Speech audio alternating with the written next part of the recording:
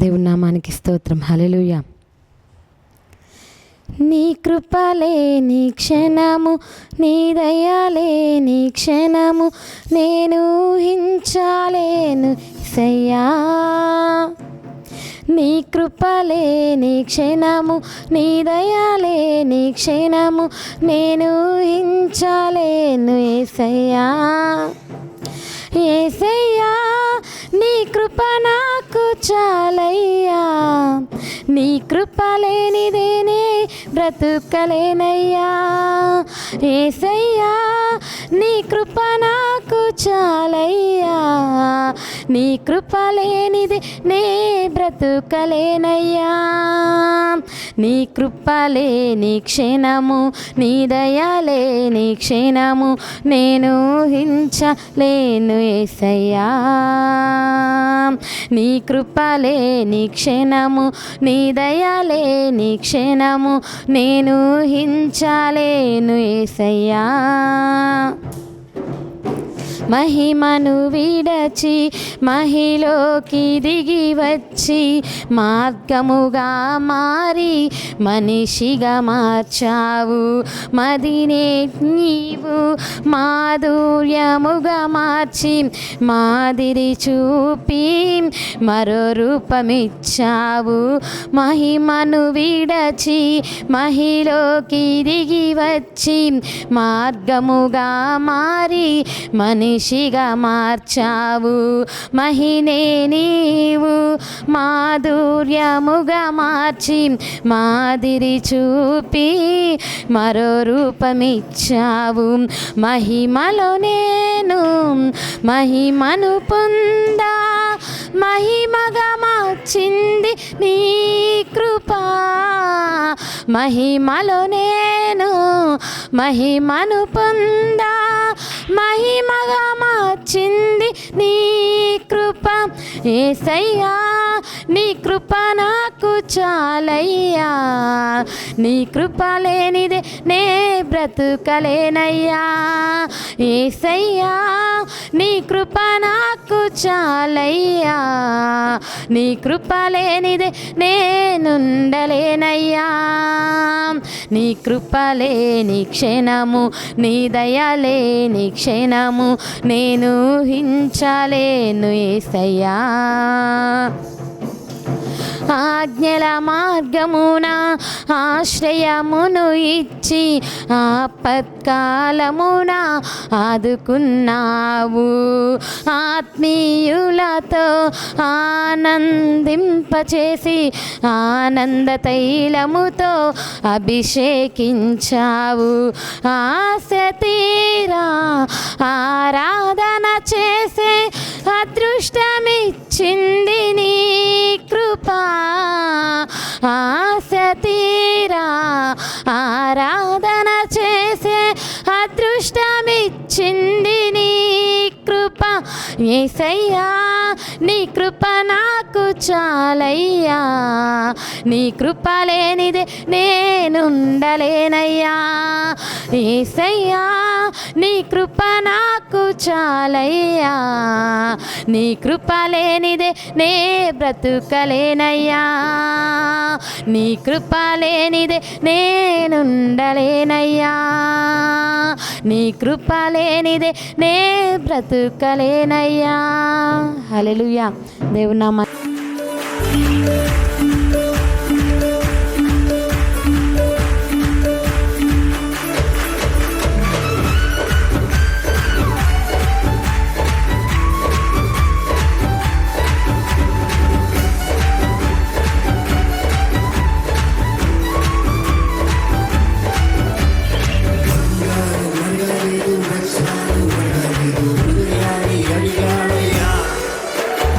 ఆస్తులను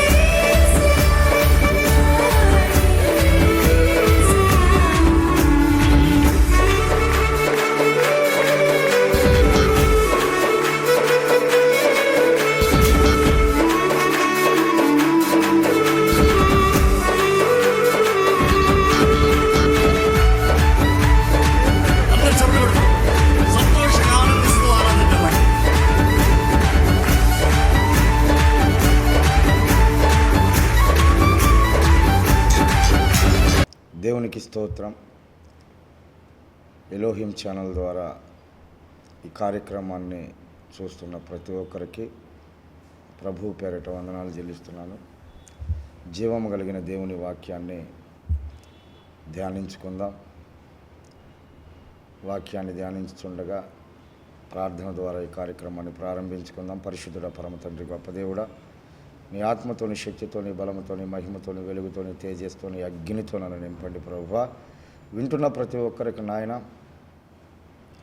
నీ వాక్యాన్ని అంగీకరించి నీ రాజ్యానికి వారసులు ఉన్నట్లుగా నీ కృపను అనుగ్రహించండి, నీ ఆత్మను అనుగ్రహించండి. నీ నామ మహిమార్థమై ఒక్కరినైనా రక్షించమని యేసు నామమును అడిగి వేడుకొనుచున్నాం పరమ తండ్రి, ఆమేన్. ఈరోజు జీవం కలిగిన దేవుని వాక్యములో నుండి మార్కు సువార్త 7వ అధ్యాయము 26వ వచనాన్ని నేను చదువుతాను, చక్కగా వినండి. ఆ స్త్రీ సురోఫెనికయ వంశమందు పుట్టిన గ్రీసు దేశస్తురాలు. ఆమె తన కుమార్తెలో నుండి ఆ దయ్యమును వెళ్ళగొట్టమని ఆయనను వేడుకొనెను. ఆయన ఆమెను చూచి, పిల్లలు మొదట తృప్తి పొందవలెను, పిల్లల రొట్టె తీసుకొని కుక్క పిల్లలకు వేయుట యుక్తము కాదనెను. అందుకు ఆమె, నిజమే ప్రభువా, అయితే కుక్క పిల్లలు కూడా బల్ల క్రింద ఉండి పిల్లలు పడవేయి రొట్టె ముక్కలు తినును కదా అని ఆయనతో చెప్పాను. అందుకు ఆయన ఈ మాట చెప్పినందున, వెళ్ళుము, దయ్యము నీ కుమార్తెను వదిలిపోయినదని ఆమెతో చెప్పాను. దేవునికి స్తోత్రం. ఈ రోజున ఎలాంటి హీనమైన, తక్కువైన, లేమిలో ఉన్నటువంటి తల్లి అయినా తన బిడ్డలను ఎవరైనా ఏదైనా అంటే అసలు ఒప్పుకోదు. అలాంటిది ఈమె తన కుమార్తె దయ్యం పట్టిందని వదిలించమని ప్రభువు దగ్గరికి వెళ్ళినప్పుడు ఆయన మాట్లాడినటువంటి మాటలు మనం ఇక్కడ చదువుకున్నాం. పిల్లలు తినే రొట్టె ముక్కలను కుక్క పిల్లలకు వేయుట యుక్తము కాదని తన బిడ్డను కుక్క పిల్లతో పోల్చాడు. అయినప్పటికీ ఆమె కుక్క పిల్ల అని తన బిడ్డను అన్నా కానీ తను తగ్గించుకొని ప్రభువుని ఏ విధంగా వేడుకుందో మనం ఇక్కడ చూస్తున్నాం. అయ్యా, బల్ల మీద నుండి పడు రొట్టె ముక్కలను కుక్క పిల్లలు తింటే కదయ్యా అని ఆమె ప్రభువుని వేడుకున్న విధానాన్ని బట్టి జీవం కలిగిన దేవుడు యేసుక్రీస్తు ప్రభువారు ఆమె కుమార్తెను స్వస్థపరిచినట్లుగా ఇక్కడ మనం చూస్తున్నాం. దేవుని బిడ్డలారా, ఈ సురోఫెనికయ అనే రాజవంశస్థురాలు ఏ విధంగా దేవుణ్ణి వేడుకుంది, ఏ విధముగా దేవుని దగ్గర తగ్గించుకుందో మనం చూస్తే, అలాగే వేడుకొనుట ద్వారా, తగ్గించుకొనడం ద్వారా తన కుమార్తెను ఎలాగా బాగు చేసుకున్నదో ప్రభు దగ్గర మనం చూస్తున్నాం. దేవుని బిడ్డలారా, ఈమె సురోఫెనికయ అనే రాజవంశస్థురాలు, అంటే గొప్ప వంశానికి చెందినటువంటి స్త్రీ. ఆమె ప్రభువుని వేడుకొనడం, తగ్గించుకోవడం మనం చూస్తున్నాం. ఈ రోజున చాలామంది తగ్గించుకోరు, ప్రభువుని వేడుకొనరు, ప్రార్థన చేయరు, బ్రతిమలాడరు, కానీ కార్యాలు జరిగిపోవాలని ఆలోచన చేస్తూ ఉంటారు. ఎవరైతే ప్రభువుని వేడుకుంటారో, ఎవరైతే ప్రభువు దగ్గర తగ్గించుకుంటారో వారు ఎలాంటి పరిస్థితుల నుంచి అయినా విడిపించబడతారన్న సత్యం ఇక్కడ మనకు అర్థమవుతుంది. ఒక విషయాన్ని నేను మీకు గుర్తు చేస్తాను. ఒక ప్రధాని కుమారుడు చావసిద్ధమై ఉన్నప్పుడు ఆ మాటను నేను చదివి మీకు వినిపిస్తాను.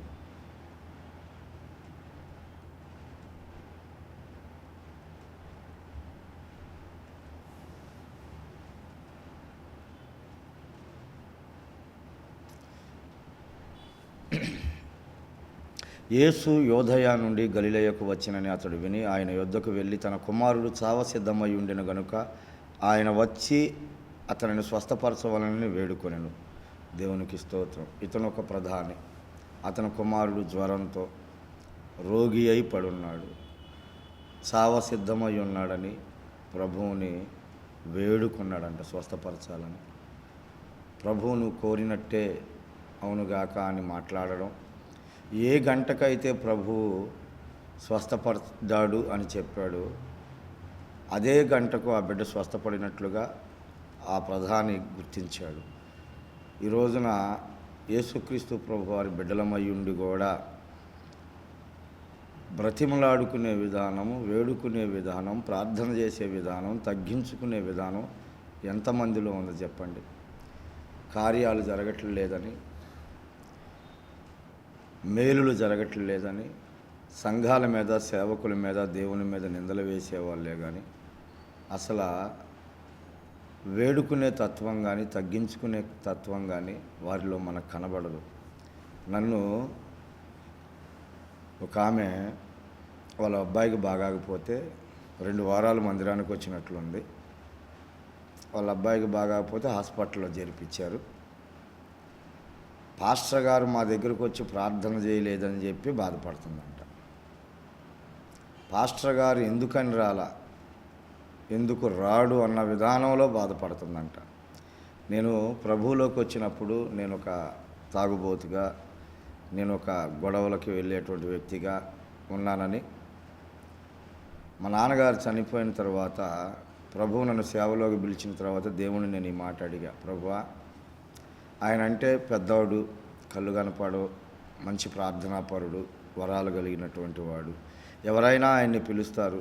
మరి నా పరిస్థితి ఏంటయ్యా? నన్ను ఎవరు ఇళ్ళకి రానీరు, నన్ను ఎవరు నమ్మరు కదయ్యా అని నేను దేవుణ్ణి అడిగి ప్రార్థన చేస్తున్నప్పుడు ప్రభువు నాతో చెప్పిన మాట ఏంటంటే, నువ్వు ఎక్కడికి వెళ్ళాల్సిన పని లేదు, పులిపేట దగ్గరుండే ప్రార్థన చేయి, నేను పంపిస్తానని చెప్పి ఆయన మాట ఇచ్చాడు. నేను ఈ 11-12 సంవత్సరాలలో ఒక గృహాలు దర్శించడానికి కానీ ఎక్కడికి కూడా నేను వెళ్ళాల. పిలవకోకుండా ప్రార్థన చేయయ్యా పాస్టర్ గారు అని పిలవకోకుండా ఏ హాస్పిటల్కి వెళ్ళలేదు, ఏ ఇంటికి కూడా వెళ్ళాల. ఇది దేవుడు దగ్గర నేను తీసుకున్నటువంటి తీర్మానం. ఆయన అడిగిన తర్వాత ఆయన నాకు నేనే పంపిస్తానని చెప్పిన తర్వాత నేను ఎక్కడికి ప్రత్యేకించి వెళ్ళాల. పిలవకోకుండా నేను ఎక్కడికి కూడా వెళ్ళను. ఈ రోజున తెలిసి తెలియకముందే, అలాగే వేరే సంఘాలలో నుంచి ఉన్నటువంటి వారిని అయినా సరే, ఎక్కడైతే మనకు అవసరం ఉందో అక్కడికి వెళ్ళి ప్రార్థన చేసే సేవకులే కనపడుతున్నారు చాలామందికి.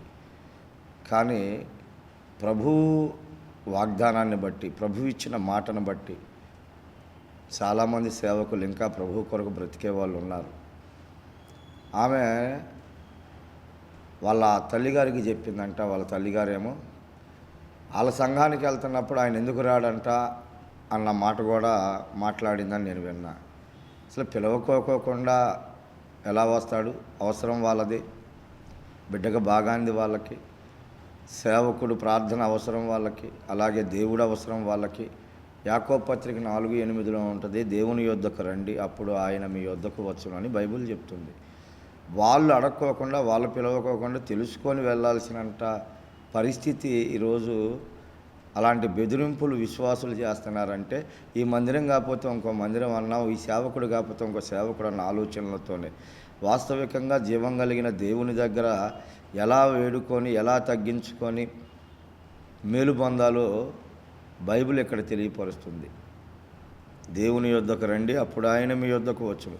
ఇలాంటి పరిస్థితుల్లో చాలామంది విశ్వాసులు ఉన్నారు. జీవం కలిగిన దేవుడు మీ అందరితో మాట్లాడుతున్నటువంటి మాట ఏంటంటే, మీరు స్వస్థతలు పొందలేకపోవడానికి, విడుదల పొందలేకపోవడానికి, అలాగే అభిషేకం పొందుకోలేకపోవడానికి, అలాగే ఉద్యోగ వ్యాపారాలు దీవించబడకపోవడానికి, అలాగే మీ కుటుంబ సభ్యుల్లో మార్పు రాకపోవడానికి, అలాగే పేదరికంలో ఉండిపోవడానికి, అప్పుల్లో ఉండిపోవడానికి ప్రధాన కారణం ఏందయ్యా అంటే తగ్గించుకునే విధానం లేదు, వేడుకోవడం, బ్రతిమలాడుకునే విధానం లేదు, ప్రభువుని బ్రతిమలాడుకునే విధానం లేదు. దేవుని బిడలారా, ఈడ సురేఫనికయ అనే ఒక రాజవంశికురాలు ఎంత తగ్గించుకొని తన బిడ్డను కుక్క పిల్లలతో పోల్చినా కానీ ఆమె నిజమే ప్రభువా అని మాట్లాడి ఆమె కార్యం జరిగించుకుంది. ఈ రోజున ఎంతమంది ఉన్నారు అలాగా వేడుకునే వాళ్ళు చెప్పండి దేవుని బిడలారా. ఈ రోజున దయ్యాలు సైతం ప్రభువుని వేడుకుంటున్నాయి. ఆ మాటను కూడా నేను మీకు గుర్తు చేస్తాను. చూడండి, లోకాసు వార్త 8వ అధ్యాయం, లోకాసు వార్త 8వ అధ్యాయము 31వ వచనాన్ని నేను మీకు చదివి వినిపిస్తాను.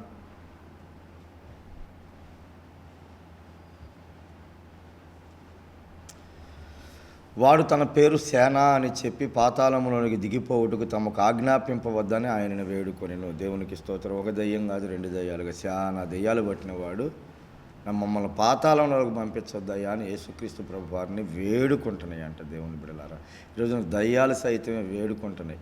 ఈ రోజున ప్రజలు దేవుని బిడ్డలైన వారు ఎవరి కొరకైతే ఆయన ప్రాణం పెట్టాడు, ఎవరి కొరకైతే ఆయన ఒకటి తక్కువ 40 కొరడా దెబ్బలు తిన్నాడు, తలకు ముళ్ళ కిరీటం పెట్టించుకున్నాడు, పక్కలో బల్లెం పొడిపించుకున్నాడు, కాళ్ళకి చేతులకు మేకులు కొట్టించుకున్నాడు, ఎవరి కోసమైతే కొట్టబడ్డాడో, ఏడవబడ్డాడో, దున్నబడ్డాడో, చీల్చబడ్డాడు, మకాను ఉమ్ము వేయించుకున్నాడు, గడ్డం పెరికి వేయించుకున్నాడు, ఇన్ని శ్రమలు ఎవరి కోసమైతే అనుభవించాడో వారే ప్రభు దగ్గర తగ్గించుకోలేక, కార్యాలు జరిగించుకోలేక చాలామంది ఉన్నారు. దేవుని బిడలారా, ప్రధాని కుమారుడు రోగి అయి ఉంటే ఒక ప్రధాని ప్రభువుని వేడుకున్నాడు. అలాగే దయ్యాలు ప్రభువుని వేడుకుంటున్నాయి. అలాగే ఒక సురేఫెనికయ అనే రాజవంశీకురాలు ప్రభువుని వేడుకొని కార్యాలు జరిగించుకుంటున్నాయి. దేవుని బిడలారా, ఇస్సాకుకి బిడ్డలు లేనప్పుడు, రెబ్కమ్మ గర్భాలిగా ఉన్నప్పుడు ఆయనంట ప్రభువుని వేడుకున్నాడంట. చూడండి, ఆ మాట నేను మీకు చదివి వినిపిస్తాను. ఆదికాండం 25వ అధ్యాయం 21వ వచనం. ఇస్సాకు భార్య గొడ్రాలు గనుక అతడు ఆమె విషయమై యెహోవాను వేడుకొనెను. యెహోవా అతని ప్రార్థన వినెను గనుక అతని భార్య అయిన రెబ్కా గర్భవతి ఆయను. దేవునికి స్తోత్రం. ఎవరైతే ప్రార్థన చేసే అనుభవంలో ఉంటారో, ఎవరైతే ప్రభువుని వేడుకుంటారో, ఎవరైతే ప్రభువుని బ్రతిమలాడతారో వాళ్ళు ఖచ్చితంగా ఎలాంటి సమస్య నుంచైనా విడుదల పొందుతారు. బిడ్డలు లేని రెబ్కమ్మ, గొడ్రాలని పిలువబడ్డ రెబ్కమ్మ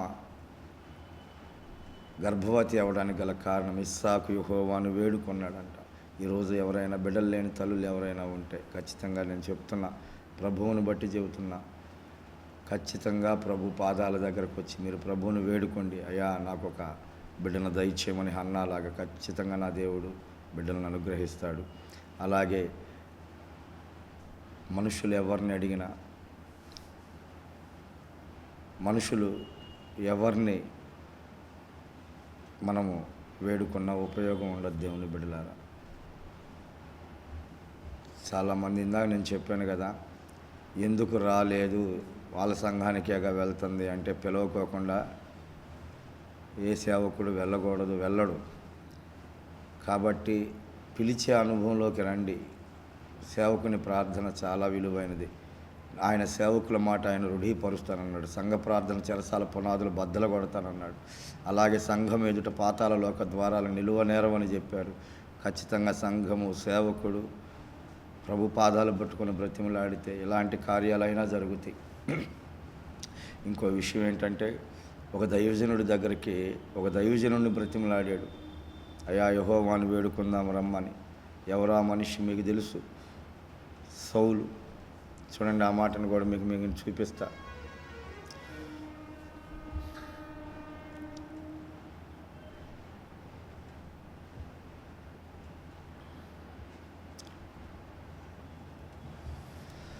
ఒకటవ సమూయేలు గ్రంథం 15వ అధ్యాయము 25వ వచనం. కాబట్టి నీవు నా పాపమును పరిహరించి నేను యెహోవాకు మొరక్కున్నట్లు నాతో కూడా తిరిగి రమ్మని సమూయేలును వేడుకొనెను.